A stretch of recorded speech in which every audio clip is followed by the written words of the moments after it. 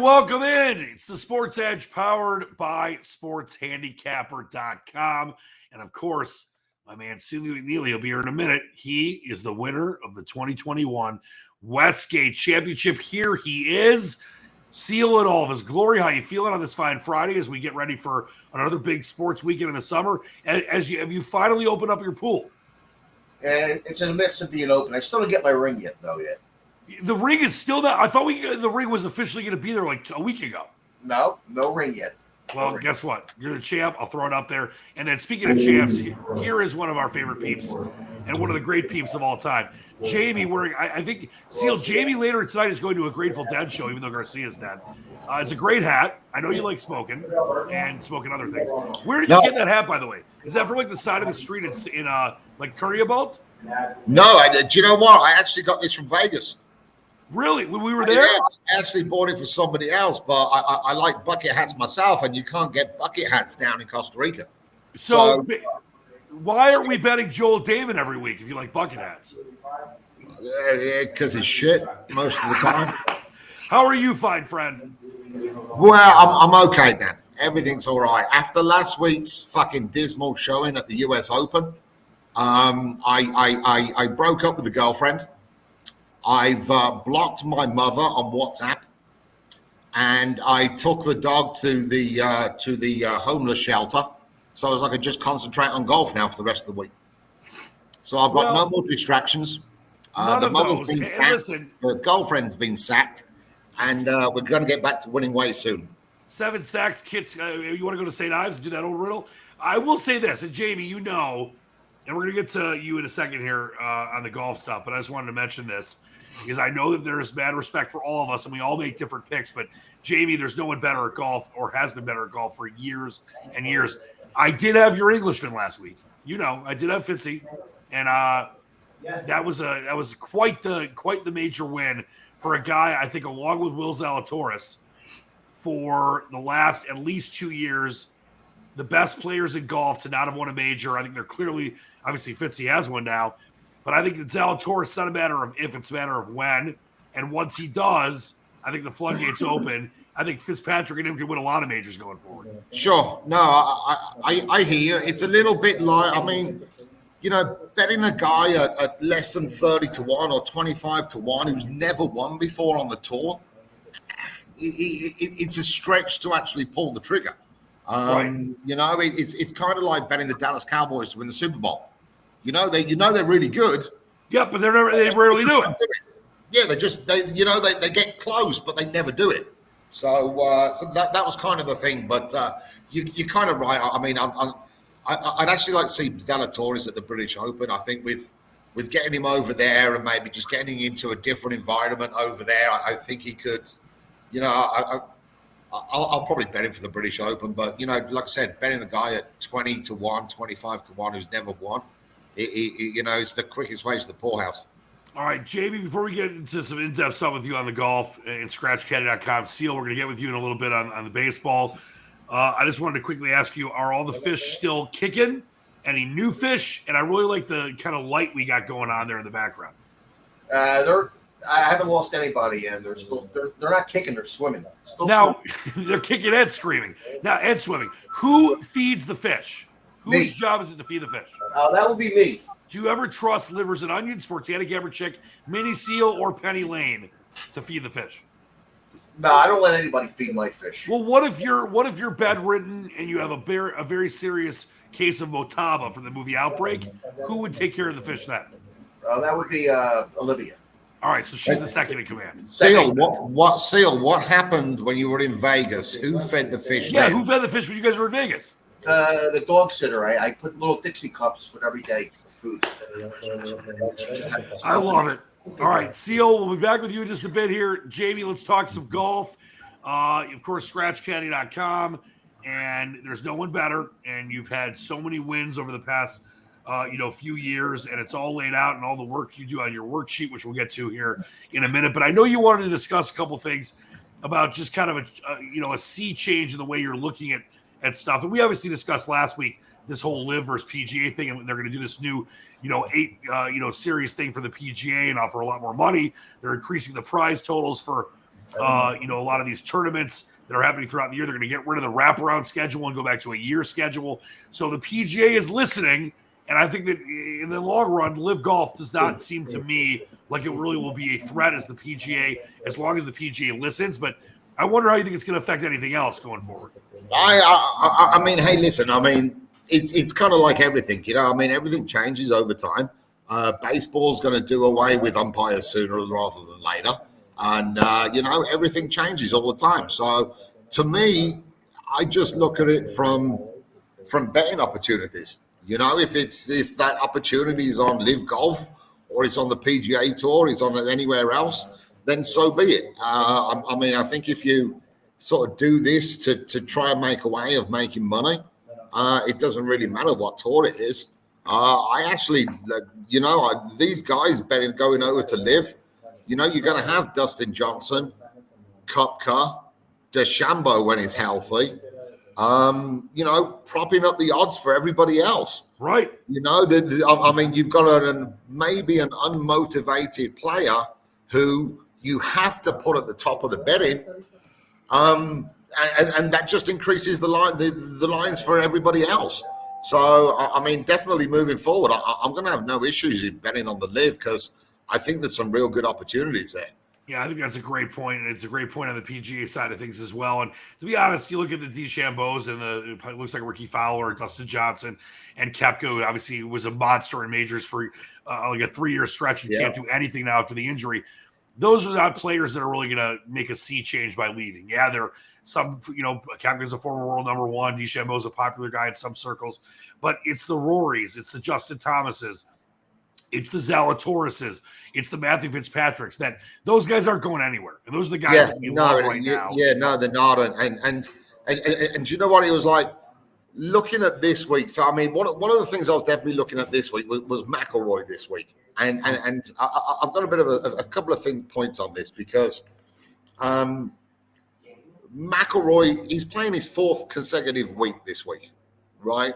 Which is so rare, by the way, Jamie. He's never done that. Never, and people don't do that normally ever. It's because this new wacky schedule. No one really plays weeks before majors. And also, Justin Thomas won the PGA, played the next week. That never happened 5-6 years ago. No, exactly. So McIlroy won the Canadian before the US Open last week, comes 5th in the US Open. And I saw him taking questions from a reporter on Tuesday or Wednesday. And he kind of looked like he was, he was quoting something that he said and he couldn't remember where he said it. And he's playing 4 weeks. His caddy's just had a baby. To me, it was like, this is a great place for these two to kind of accidentally on purpose miss the cut. And what's he go and do? He goes and shoots fucking 8 under yesterday.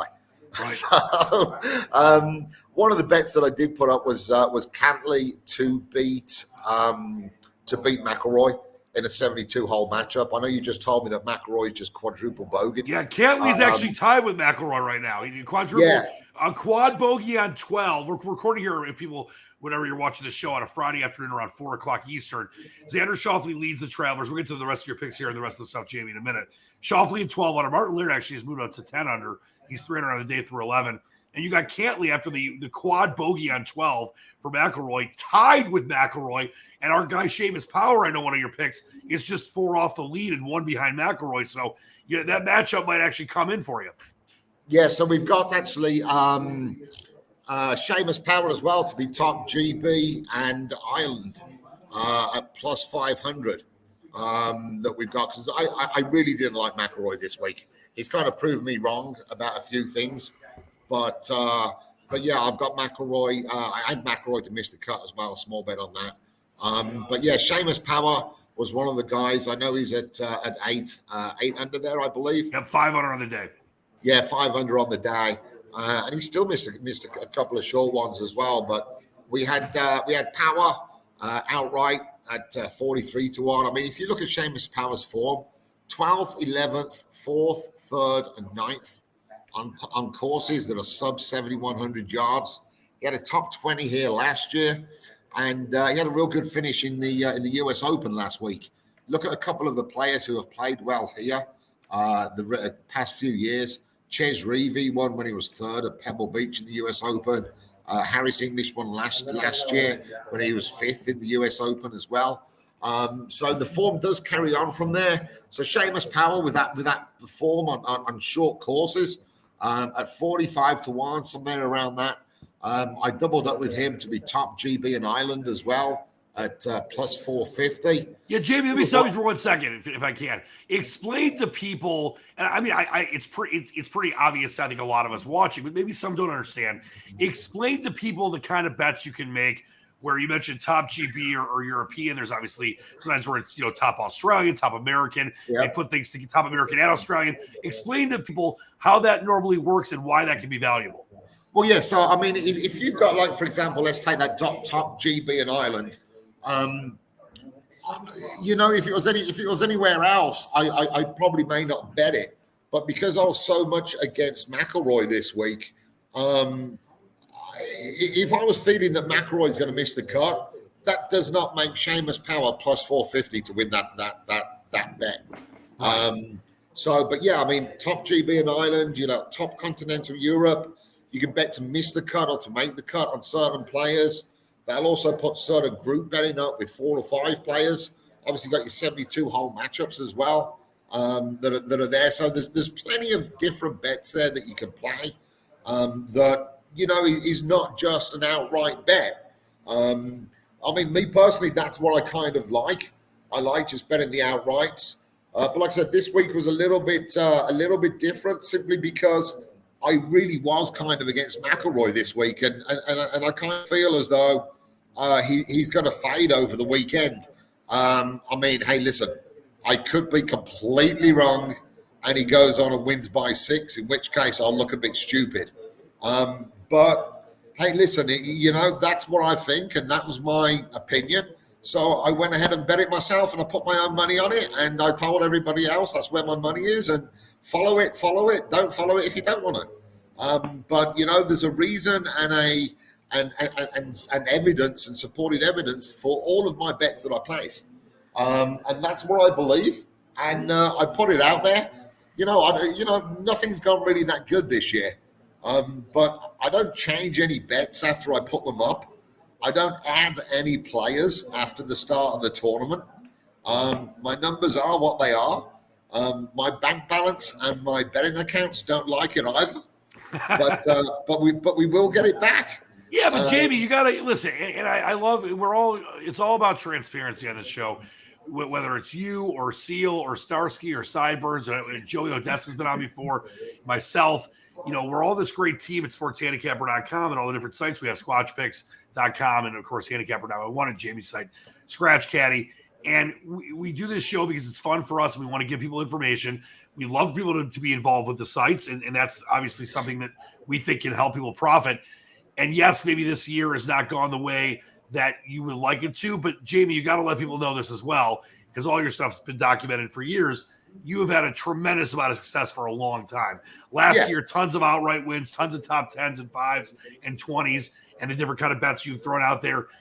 I want to throw the worksheet up again here for people that maybe are watching for the first time. This is your short list for the Travelers and the full sheet with course form and recent form, week after a major, sub 7,100-yard courses, which, of course, is what's going on here with the Travelers in Connecticut. And you spend hours of time to put this together and take the guesswork out for people that could never do this on their own. I mean, some people could try to, but you've done this for years, so I got to make sure you give yourself credit. But yeah, maybe this year hasn't gone the way you wanted to so far, but I got your back last week. I had Fitzpatrick.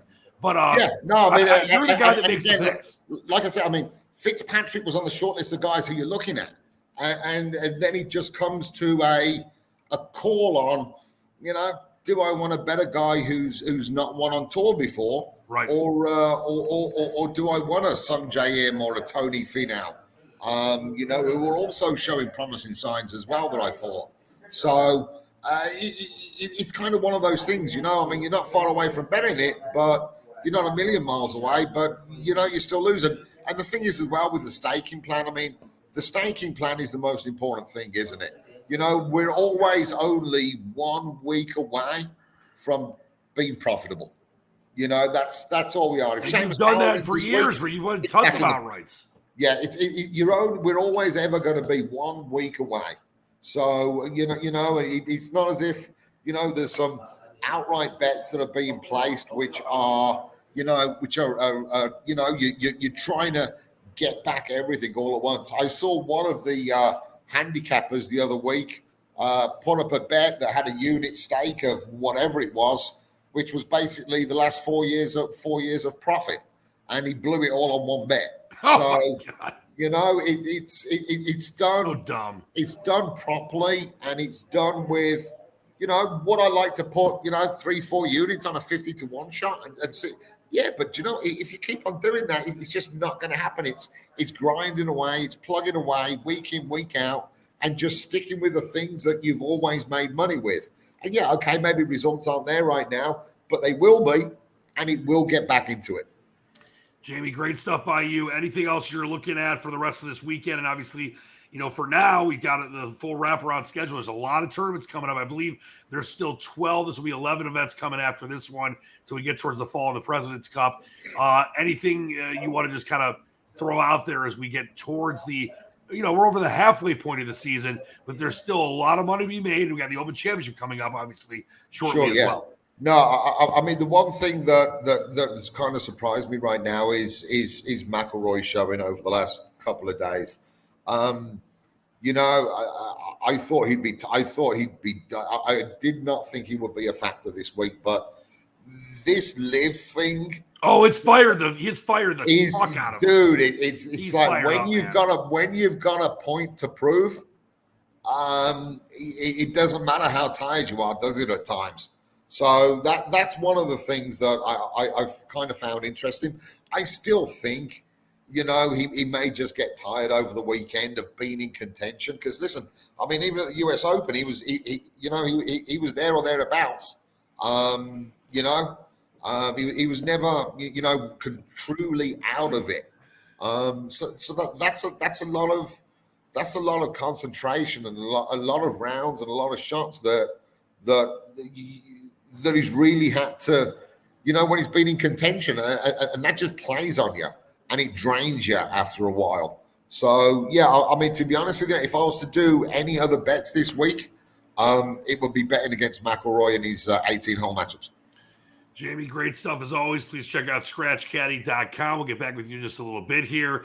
Let's get to my man, Sealy McNeely. Seal, what's your play for Wimbledon? I know you're a big tennis guy. Wimbledon? Tea and crumpets. Tea and crumpets. All right, well, Seal, let's welcome you in here, sportshandicapper.com. Oh, there's my site, squatchpicks.com. I rarely throw that up because it's all about my man, Sealy McNeely. You are the Westgate champ. I mean, obviously, football is about 78 days away or so we got some time till that happens, but you still kill it in baseball. And before we get into some baseball action and just general welfare of how you are doing as a human with your amazing family, I did want you to comment, because you are not that I'm not objective. I've been objective for years as a broadcaster in Detroit and on a both local and national scale for the different things that I've done. But you're someone that's not a Pistons fan per se, and to be someone that follows the NBA as intently as you do, and yeah, it could end up being, the fact that Banchero was able to go number one. It could be a huge factor for the future. Chet Holmgren obviously going number two, and the Rockets could do with Jabari Smith. But I want you to tell me if you think that I'm right about this. I don't think this is a super hot take. I think last night, Troy Dreamweaver, as I call him, the Pistons general manager for the last few years, and obviously, picked Cade Cunningham in his first draft. I think the Pistons won the draft last night by getting Jaden Ivey at 5, slips to 5, trading Jeremy Grant for a 2025 first-round pick, and basically to get the most cap space in the NBA, and then getting rid of that 2025 pick and getting, Jaden Duran from Memphis, or Durant, excuse me. Why am I saying Duran? Thinking about different. But I think the Pistons won the draft last night. Who'd they get from Memphis? So last night, the Pistons, they had traded that right. Jeremy Grant for the pick. They ended up doing a 3-way trade with Charlotte and the New York Knicks to get Jalen Duren, the Memphis center, who would have been a top 5 prospect 10 years ago, but since the 5 position's kind of dying, they got him for nothing, and they got a guy at 14 and gave up really nothing for it. And I think that they won the draft last night. And getting Jaden Ivey to go along with Cade Cunningham and Sadiq Bey, and now have all the money you can try to, put the most cap space in the NBA to get a, DeAndre Ayton or a Miles Bridges or whoever else it's going to be in the next couple of years. I think, and the goal has always been 2-3 years from now. Yeah, they can maybe be a contender for the play-in tournament next year, Seal. But the Pistons, who have been irrelevant since Andre Drummond was drafted, and the going to work to the Pistons era with Rip Hamilton and Wallace and Chauncey, ended back in like 08, basically 09. They haven't won a playoff series since 08. They haven't won a playoff game since 08. I think that they're on their way to be a top 4 team in the East by 2023-24. No, I agree. The only thing I don't like is I don't like the 2 point guards. They got to get rid of. I like Cunningham. I don't like the other guy, Killian Hayes. They got to get rid of him. Well, Killian Hayes was maybe a wasted draft pick, but now you got Jaden Ivey and Cade Cunningham. They got too many. They got to get rid of. But nobody wants Killian Hayes. Oh, by the way, you want to talk about too many? So part of that trade that ended up getting the Pistons, Jalen, Duran from Memphis, they also included. We have Kemba Walker too now. I mean, we're going to probably cut him. Yeah, he can't play anymore. They're just going to cut. No, but he's only $9 billion against the cap. They're just going to cut him loose. But where did Grant end up going? I forget. Grant went to Portland for a 2025 first rounder, and obviously for us to flip get cap space. Yes, they've been trying to plus million. So maybe you'll be picking the Pistons next year because the odds makers are not going to like when Cade Cunningham was healthy. In the second half of the season, he was good enough to be Rookie of the Year, but they were getting the spreads were off a lot, especially against good teams like Boston. And they covered a lot. They did. Yeah, so they covered a lot. And this next coming year, you might be giving the Pistons out as a lot of your NBA players. I'll tell you one thing: they definitely needed a center because they had nobody over 6'8" down low. Yeah, and listen, they still could end up taking. Or they can max offer DeAndre Ayton. Now, obviously, it's up to him. And as I mentioned, Orlando could end up, getting Bonchero, who's amazing. OKC with Holmgren, and then obviously Houston with Jabari Smith. They could end up winning them championships. But when you look at the fact the Pistons got Jaden Ivey at 5, and I thought it was going to have to be Keegan Murray because I thought Jaden Ivey would be gone to Sacramento, but Sacramento loved Keegan Murray. And to be able to get Jalen Duren basically for air, I think they won the draft, and it's obviously on paper, but it's going to be very interesting to see what happens going forward with a lot of these teams in the Eastern Conference because I think the changing of the guard is in the offing year. I mean, Brooklyn can't keep it up forever. You got Boston as a great young team that's on the come up. I mean, Milwaukee's going to be great as long as they have Giannis Antetokounmpo. Philly, the process didn't work, but they're obviously talented where you're at down in Philadelphia. It's going to be very interesting to see what happens in the Eastern Conference. Well, Detroit's going to get better and better, but like I said, they got to get rid of Killian Hayes. Yeah, he kills us. He's Killian kill us Hayes. I don't know how they're going to get rid of him though. Nobody wants him. No, but sometimes you just got to cut guys. All right, well, let's talk some baseball. You've been killing it for the last couple of months. I mean, not that you weren't doing well early in the year, but you were making as many plays. But a lot of you're doing a lot of overs that are hitting. Some sides that have been hitting as well. I just want to, as we're getting closer and closer to the All-Star break, just kind of your feeling on where we're at in baseball. And it seems like you've really found the sweet spot of selecting the kind of games that make sense for overs to be kind of the right target for the bet. Has anything changed in the way you're looking? Because we talked about this a lot on the show. Bullpens seem to be the reason, at least earlier in the year, that a lot of these games were going under the total and not a lot of runs were being scored. And it's all about how these bullpen, kids can throw 95, 100 miles an hour. Are we going to see that trend continue? I know as the weather gets warmer, we know more runs are being scored. But are we going to see maybe a regress to the mean? Or are we going to keep seeing, like Toronto went over, I think, 11 of 13 games. They score a ton of runs. Boston scores a ton of runs. We know the Yankees score a ton of runs. Are we going to see more of this, or are bullpens going to kind of bring it back down a little bit? Because, Seal, we were seeing totals at 7 and 7.5. Now we're seeing totals at 10, 11, and 12. I know some of those are in Colorado, but you know what I mean.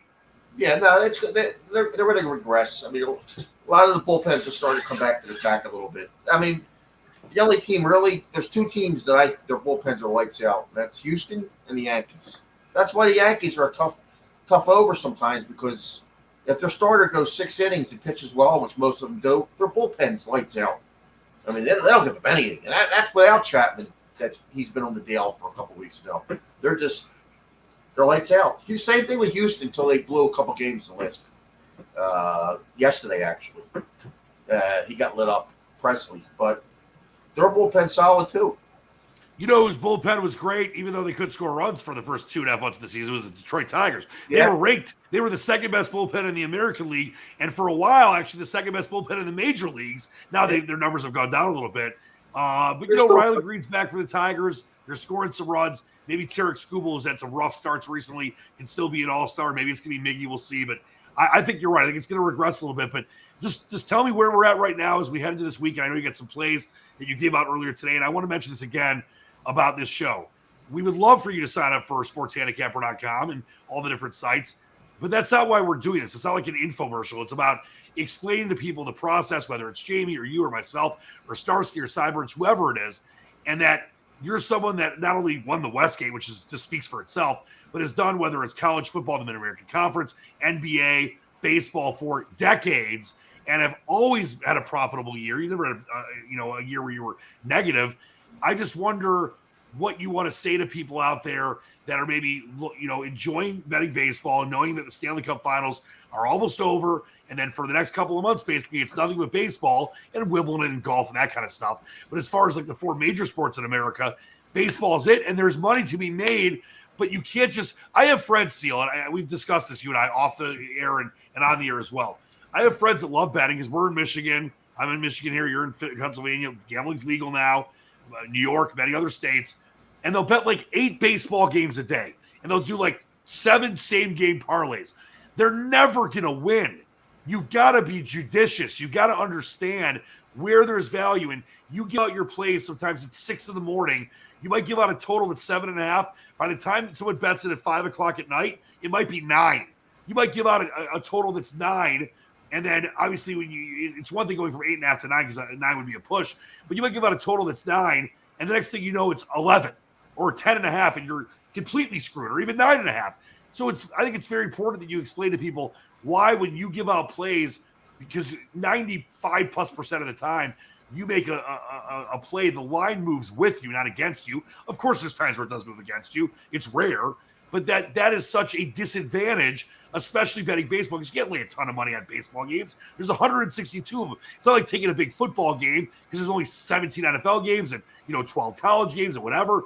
That's such an important thing I think you need to make people aware of, and that obviously we talk about on the show a lot, but many just don't understand the concept. Well, first of all, if you bet 8 baseball games a day, you're going to get absolutely crushed. Yeah, there's days where you don't bet any. I didn't bet anything yesterday. I mean, I passed the whole card.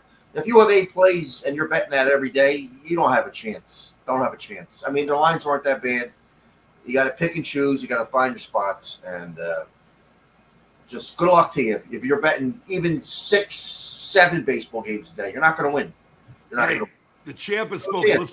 Let's talk about what your thought process was for some of the games coming up later tonight. As I mentioned, we're recording here at 4 o'clock, 4:30 Eastern on a Friday afternoon. What were your thought processes? I believe you gave out 3 games earlier today.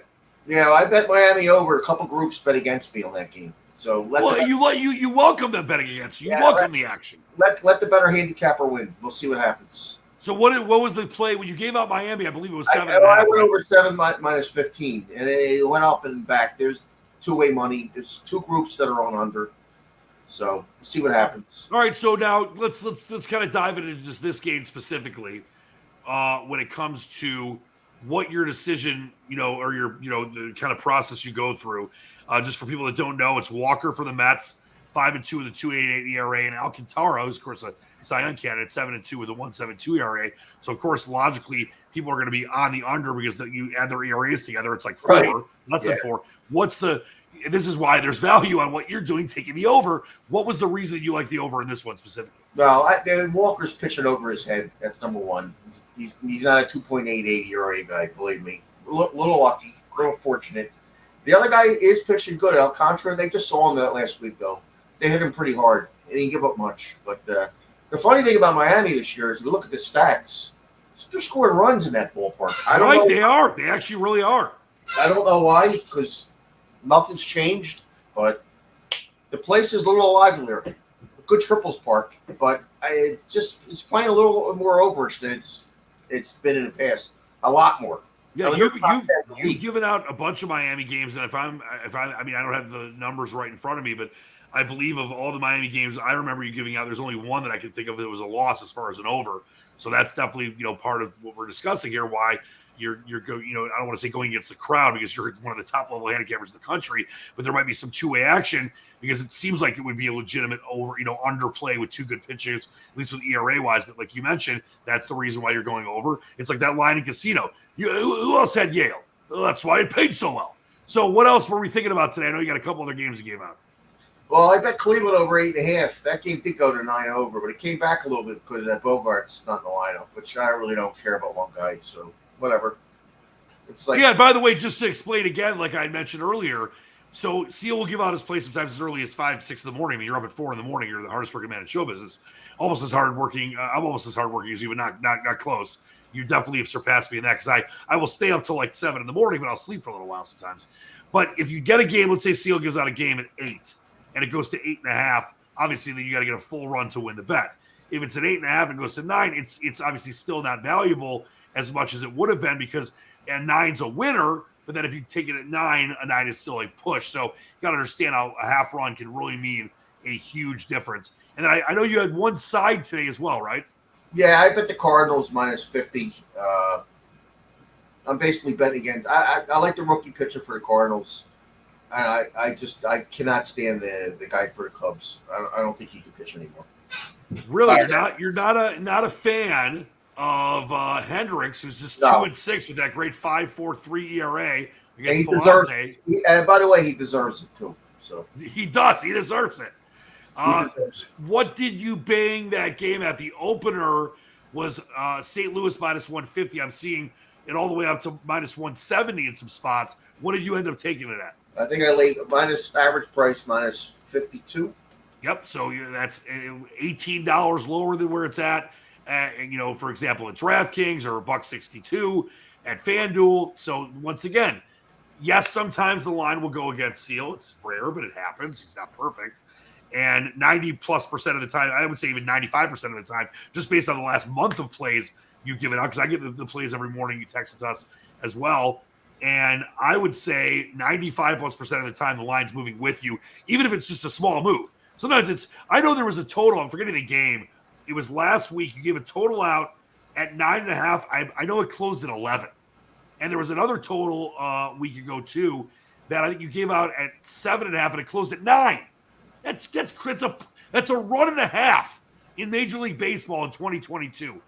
That's crazy. So you got to get on the stuff early, Seal. Yes, you do. Got to bet early. All right. A lot of groups bet early. They bet around 10 o'clock Eastern time. So yep. The big guys, when they bet the big money. All right, let's bring back in the Jams. JB. Jamie, parting shots as we get ready for a Seamus Power win over the weekend of the Travelers. Yeah, a bit of Seamus Power this weekend will be nice. No, nothing really. Everything's all quiet. I'll go and unblock the mother and see if I can get the girlfriend back, and see if we can go and pick up the dog again from the homeless shelter, because I guarantee you nobody's picking that dog up. But no, shoulders back and chin up, and go and get yourself a weekend, right? Go and have yourself a weekend, babies. Have yourself a weekend. Pip, pip, cheerio. Seal, what do you got for the I got a shout out on a new show I watch. If it has anything to do with politics, I don't want to hear about it. No, great new show. The Old Man. Oh, The Old Man is fantastic. Jeff Bridges. Yep. Why am I forgetting who the other star is?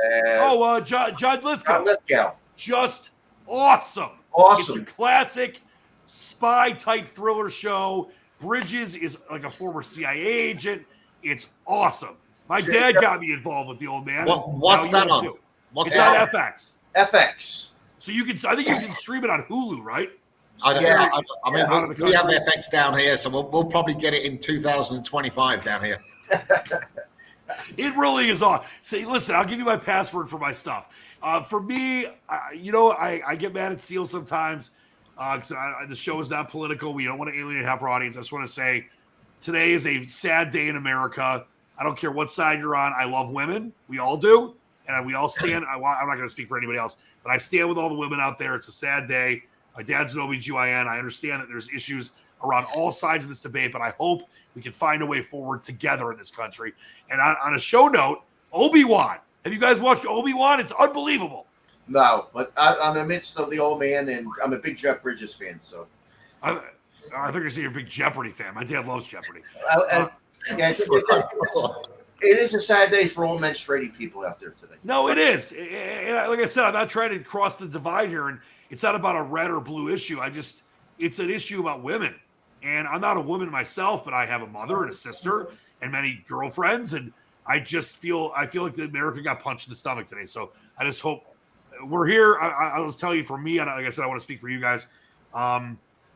I'm standing with all of you, and I love you. And here in Michigan, I know our governor is not going to let these archaic 1931 snapback laws come into place. My dad, as I mentioned, is an OB. He's had to deal with stuff like this and protest. And I have respect for everyone's views on these things, but I just think that we're a better country than not telling women or anyone what they can do with their bodies. So that's my speech. But we love everybody. Let's get some wins this weekend. Seamus Power for Steely McNeely, the Westgate champion. For Jamie, the champion of the world. For myself, Dan Leach, the Squatch. For Starsky, for Sideburns. For all of our great people. Have a great weekend. So long to everyone out there. Thank you so much for watching. We'll see you next time on the Sports Edge, powered by SportsHandicapper.com. Check out ScratchCaddy.com, SportsHandicapper.com, SquatchPicks.com, and TheOldMan.com. See you next time.